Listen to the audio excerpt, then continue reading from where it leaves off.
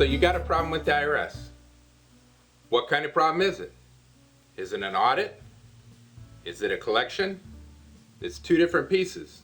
The IRS has really two different arms. You've got the audit arm, which is the examination area. You've also got the collection arm, which is the enforcement area.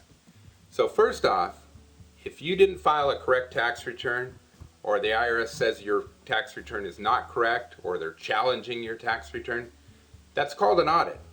And what we do, we go in there and we verify every single line item on your tax return to make sure that it is accurate, because that's what the IRS is looking for.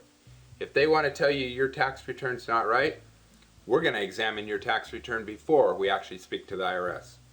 If we determine that your tax return was not right, we're going to inform you ahead of time and let you know what we find, so when we go to the IRS, there's no surprises.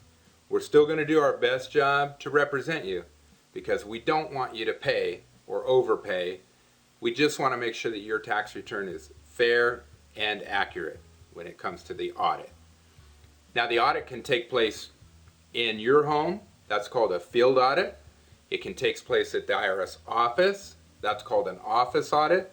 Or it can actually be done through the mail. That's called a correspondence audit. We can represent you in any one of those areas. We're actually called an attorney in fact. We'll give you a power of attorney to sign, and then we'll represent you in that case. The other thing I'd like to talk to you about in relation to IRS matters is collection. Now, if you owe the IRS money, the IRS has assessed you a certain amount of tax, and you simply can't afford to pay that tax, there's ways we can handle that. There's actually 5 ways to take care of your taxes. The first one is to ignore it. Now, it's not likely the problem's going to go away if you ignore it. Another option is for you to actually pay that tax in full. You probably wouldn't be talking to me if your tax was able to be paid in full. You'd just simply write a check. A couple other options are installment agreement. Maybe we can get you to pay over time a smaller portion each month. We might be able to put you in something called uncollectible status.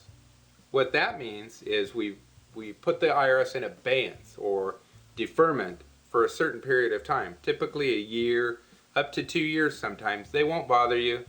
They'll send you a love letter each year that says, hey, you owe this amount of dollars. If you pay, you pay. If you can pay, you can pay. And the last option is called an offer and compromise. That's where we'll actually settle your tax debt for less than what you owe. It's the most complex program we have available to settle your taxes, but it could be the most effective for you in saving a lot of money. So we got a broad range of solutions to help you in collection.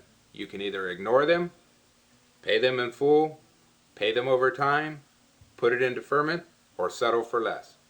We're here to discuss those options with you. Remember, if you're in an IRS audit or IRS collection, we're here to help. My name is Jim Epley. Thanks for watching.